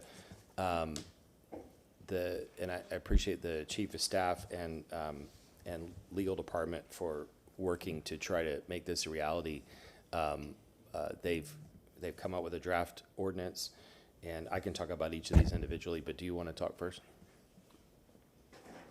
Good morning, council. Good morning, public. John Bennett, chief of staff, and thank you, Councilman Carlson, and of course, council, for aligning these agenda items. They were sprinkled into other staff reports, and to bring them into the workshop, the staff appreciates that opportunity to work with legal, and also appreciate the ability to discuss them in some sort of alignment. But a couple of themes I want to throw out, and then it's council's pleasure whether you want additional presentations or just feedback from the draft ordinances. There was 2 drafts, and then there was a request to discuss, which led to a 3rd draft and actually a 4th draft. So I believe you have 4 drafts in front of you today. I can tell you over the last 5 years that I've been back, the theme of continuous improvement in procurement has been going on in spaces like CAD, equal business opportunity, and of course purchasing. And with council support, we're trying to move and strike the balance between making sure we have plenty of opportunity for vendors and contractors on goods and services and construction, as well as making sure that we meet that management triangle of resources, quality, and time with ready and willing and able partners. And so that theme you'll see through this. The other theme that you're going to see is that some of our thresholds become challenging with the workload. And what we're trying to do is strike the balance of right-sizing or updating or modernizing some thresholds to meet the level of service within the departments. And through this next fiscal year, we're probably going to be examining our support departments across the board, because we tend to bring resources to council and the public to get to the front lines to get the work done. But we're starting to see a big strain on the behind the scene or the internal working departments. So some of those themes will come out on that, and I'll rest on those opening comments. But again, thank you for bringing these together. Go ahead, sir. Yeah, and thank you again for all the hard work. You all know, because we talked about some of this publicly, we went back and forth publicly. We had a lot of discussions privately, and my attitude, which I think staff agreed with or finally agreed with, was just because other cities aren't doing something doesn't mean we can't be the innovator or leader. And I think the idea here is that we want to show transparency to the public. We want to show that we got competitive bids. And the outcome of it is that we'll ideally have better prices for products and services, so that we'll save taxpayer money. We won't have to raise taxes, and we'll be able to use money in other resources. So saving money is one goal. Another goal, though, is that we hear from vendors that they want an equal chance to have a contract. They don't want to be stuck on a list somewhere where they're never called on to do work, or that they never get a chance to bid on something. And so the idea here is to make sure that that's constantly moving. And the initial feedback we got was the more competitive bids we get, the more staff time it will take. My philosophy is that that's okay, because we're giving more businesses opportunities, and hopefully the net is we're saving money across all those products. But the compromise was, for example, on number 3, having 3 bids, instead of making it for all contracts, the compromise we talked about is setting at $5 million above, and that's a minority of contracts, but it's big enough that it allows us to put the staff time in that where we can get a return, hopefully, in finding better contracts. So the first one is minimum 3 bids. Staff presented that other like governments in the state don't have a minimum of 3 bids. I did my own research. I had my own researcher call all the top 10 counties and the top 10 cities, and as I presented to you last time, the only one I could find was city. I think it was City of Miami, and that doesn't, in the City of Miami, it doesn't apply to everything, and it applied only in a small, narrow area. But my pushback was that this is something that every business does, everybody in the private sector does, nonprofits do it, and ask anybody in the private sector, do you know that cities and counties do not require 3 bids, and they're appalled by it. And so what we've come to in all the conversations is that the administration says, okay, above $5 million we'll do it. Again, it's a minority of contracts, but it sends a signal to the public that we're serious about protecting their money and about giving businesses an opportunity. As far as I know from the research I did and the research you all did, we will be the first major city or county in the state to have a 3-bid requirement, which actually is pretty shocking. I'm surprised that has not happened before. The second one is that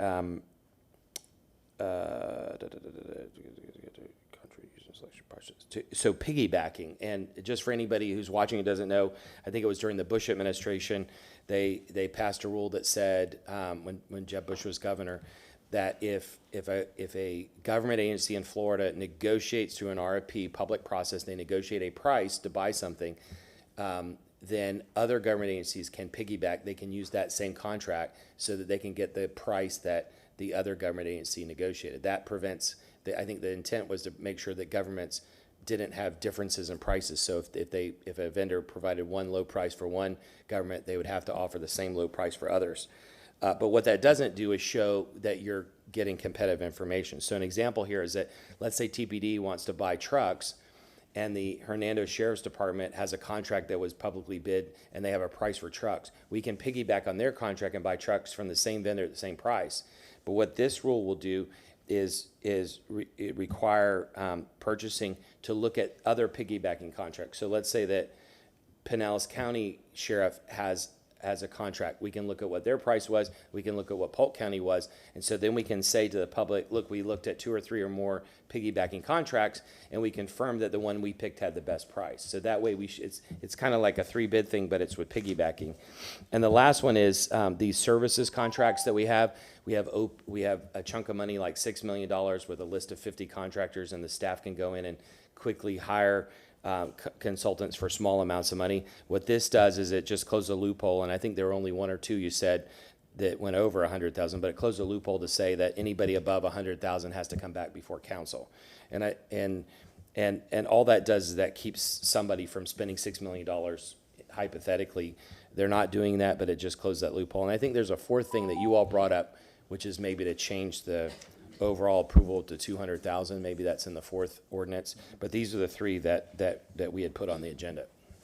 Chief? Did I say that accurate? Thank you for that feedback. And again, we have the department directors here to answer any questions. And just to, discuss the threshold, we want to keep the transparency and accountability aligned with what we've already been doing with our quarterly reports. So again, we think this is bundled well for staff. We've worked on this for several months. And again, we appreciate the pushing out of the workshop so we could work together to kind of meet these specs. Can I say one more thing? Yes. As I understand it, and correct me if I'm wrong, the city of Tampa, it's complicated, but the city of Tampa purchases things in 3 departments. And I'll tell the simple way I explain it, and you all can correct this. But we have purchasing, the lady standing up, purchasing is like buying products, so chairs and tables and things like that. Then we have services, which is called contract administration, and they not only negotiate, but they also oversee and implement to make sure that, and that's, you hired a new person a year ago we've got 2 new people in those positions. And then the 3rd one is real estate. And so we've got to look across all 3 of those, but services, the purchasing of services, when Richard Mutterback came in a year and a half ago, we had long conversations that were similar to this.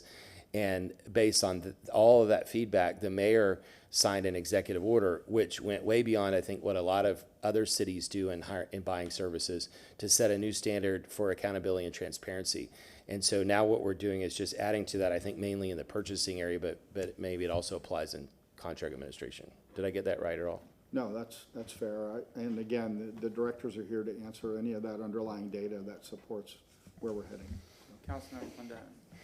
Chief, I have a question. So the proposed ordinances that Ms. Zellman have presented on, specifically about the 3 bids, is the caveats in there sufficient to be able to address city business and manage the city along with the responsibility of the taxpayers? Are you comfortable with that language? Well, again, I think the staff appreciates council's putting that threshold in here to create that bright line, and staff worked with legal, and it is actionable the way it's been put together. Right, yeah. So my only, and on the caveat on the other issue about bringing the 100 to 200, the only thing that I give pause to is we saw on an issue before where the things come in at like a penny less than the threshold, so I just want to make sure that. Yeah, and I'd like to address that. Matter of fact, something that I had asked purchasing to do on the quarterly report. Right now, there's a standing motion that between 50,000 and 100,000 goes on a quarterly report to council, again, for more transparency. How we scale that up in the recommendation of 200,000 can be a discussion. But I had asked for a specific memo on anything that goes from 95 to 100,000 for that exact reason. So we do have breakout reporting when we hit that threshold of 95,000. And again, staff is poised to scale that up if council is willing to move the threshold. And the threshold is over 20 years old, and of course the economy, and again, striking that balance to make sure we have transparency and accountability based on workload analysis right now is what we're trying to reach. Well, sounds well thought out. Thank you. Thank you very much. If not, we will bring up Mr. Mutterback. Do you have anything to add, ma'am? Anything further to the presentation? Yeah. Good morning, Council. Richard Mutterback, Director of Contract Administration. I'm here to answer any questions and provide any specifics or details you may inquire about. Any questions for the gentleman? If not, not, we'll go to public comment. Councilmember Carlson, are you good to go to public comment, or is there anything more? Councilman Miranda. Let me say one thing. I want to thank you. Every time I see some hole being dug on every street in the city of Tampa, I always see a contract administration car there reviewing the facts that they're doing it right. So I want to say thank you, because I've seen at least 15 of them in the last month. Everywhere I drive, I see one hole being dug, and your vehicle's there, and the gentleman or the lady is watching appreciate that. over. So I want to say thank you for having the people there with that the public can also notice. When you see the city truck or vehicle, it's got the contract administration symbol next to it. And that's actually my largest division, that it kind of go unnoticed. Like, we've got 60 in our construction engineering and inspection team that they're out there in the field every day. Thank you very much. All right, if there's nothing else, we'll go to, the public comment at this time. Is there anybody in the public that wishes to speak? Yes, sir. Please state your name. There's not. One thing we know for sure about the bidding process, before the bidding process goes into effect, they need to put some type of safeguards on it for African contractors. It's a total embarrassment. They need to look at this retrospectively and see exactly what African contractors have been getting out of the city budget. Almost absolutely positively nothing. Not only because of the paperwork discouragement, but also because that the city isn't doing anything to attract African contractors. And the people are so intelligent that they proactively, it's like in the neighborhoods, they let it go down and down and down and down. They sell it for cheap, and then the gentrification starts. Nobody wants to live there anymore. It's the same thing that's going on with these city bids. The harassment is so great that African contractors aren't even coming to bid on projects. No one's doing any outreach for them, and no one's doing anything to have training programs that where there'll even be African contractors in the future. Thank you. Thank you very much, sir. Next speaker, yes, ma'am. Please state your name. Good morning, Stephanie Pointer. Good morning. You know what? Every time I do the math and they do bids on stuff, guess what? We save money. Oh my goodness. Wow, that's crazy. And normally when I do a city council review and I calculate the differences, it's significant. And I think that when they do it initially and then they come back and they renew with a reasonable CPI, that's consumer price index increase. I think that's a reasonable process, because if we are doing a 3.2%, which is what they've been lately, it makes sense because it costs money to have staff do another bid when they are the original bidder. Now, if we do it 10 years from now, no. But for adding another year, that makes reasonable sense.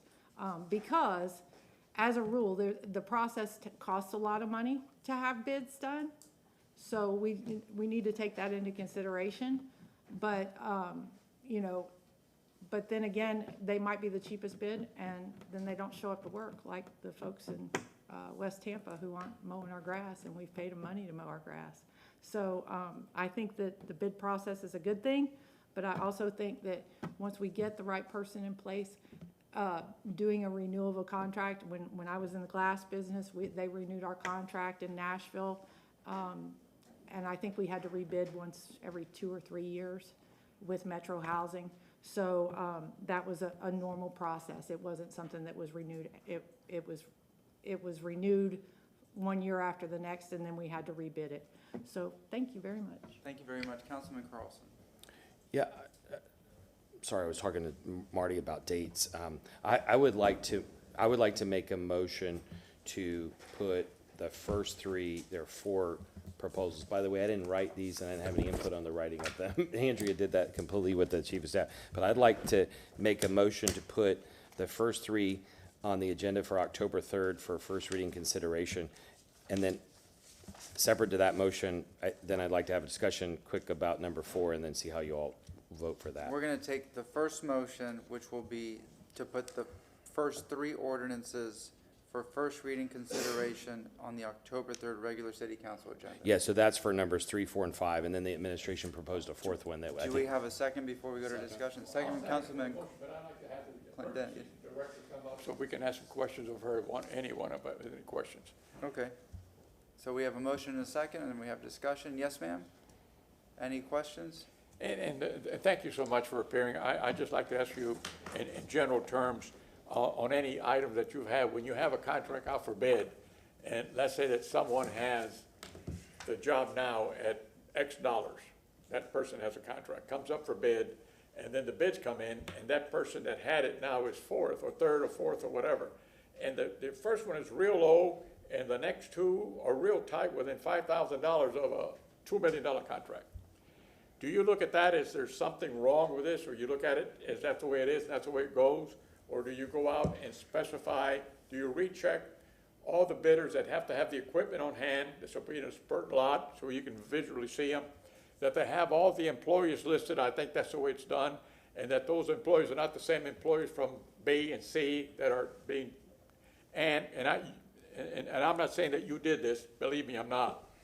And when you look at a $5 million, at least 3, do you do any of that now before this ordinance goes into effect? On the piggybacking, when you piggyback on the sheriff, we done that here recently, not too long ago, if I recall.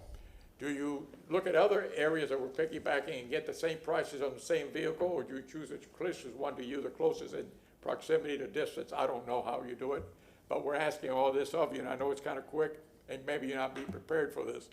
But you have the right to piggyback on any state contract, am I correct? Yes. So do you check other cities or just the ones here?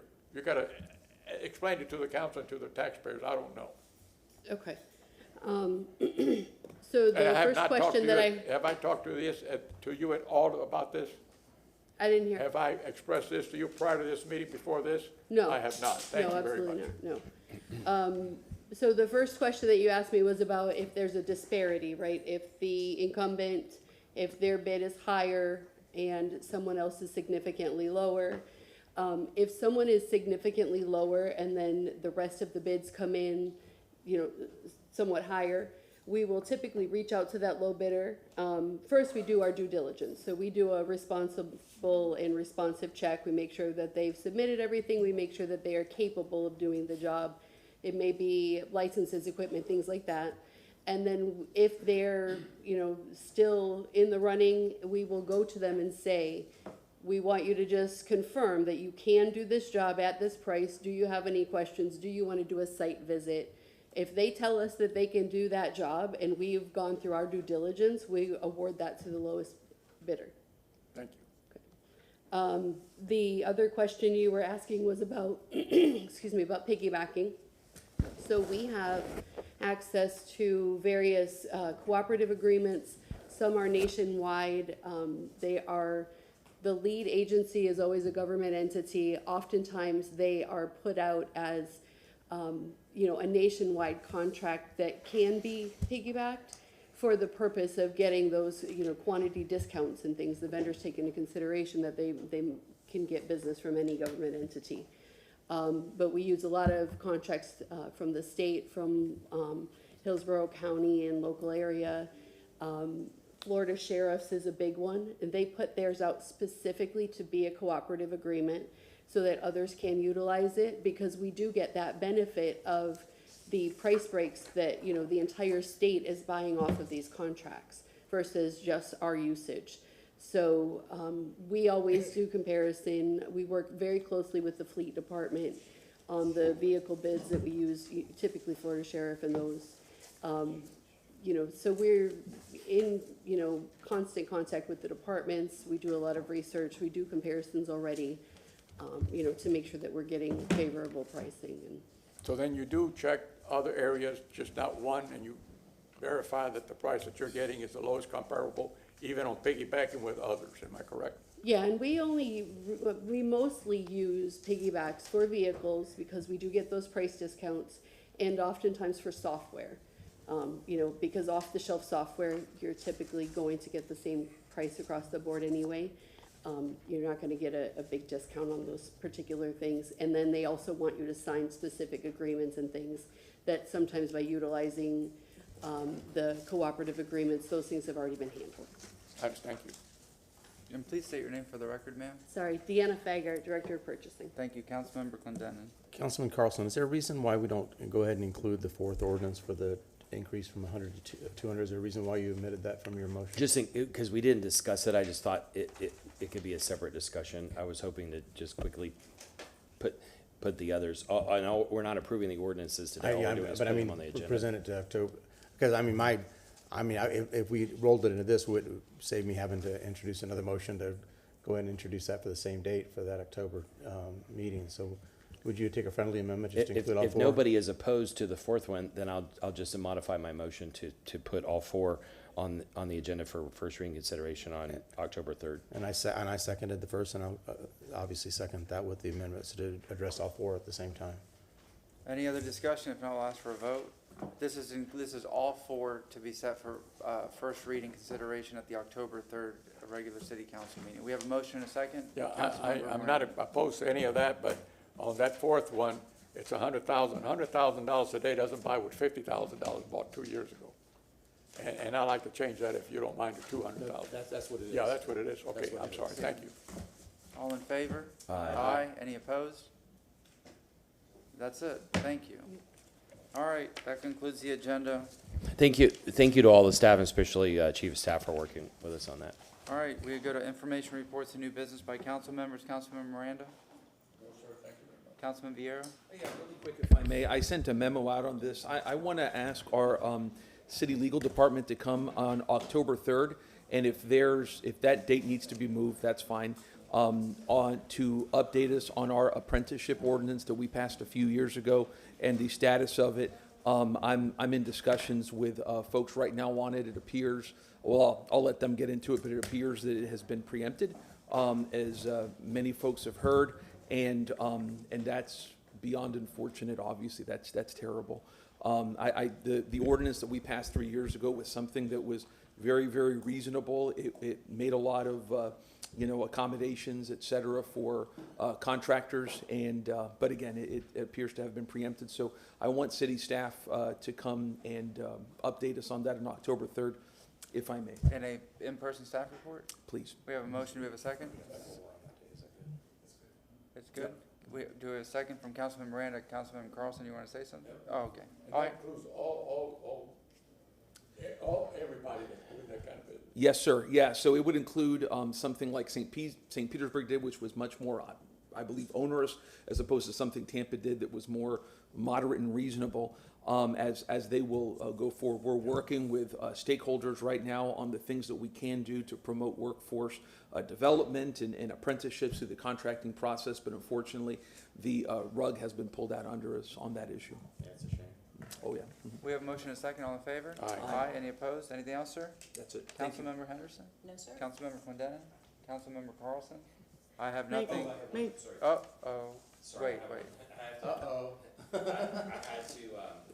had to recuse myself from an item in new business last week, so I'd like to make a motion to receive and file my Second. Form We have a 8B. motion and a second. All in favor? Aye. Any opposed? All right, that's the motion to receive and file. Yes, Ms. Zellman? Before you leave, I'm sorry, Andrea Zellman, City Attorney. I heard my name mentioned.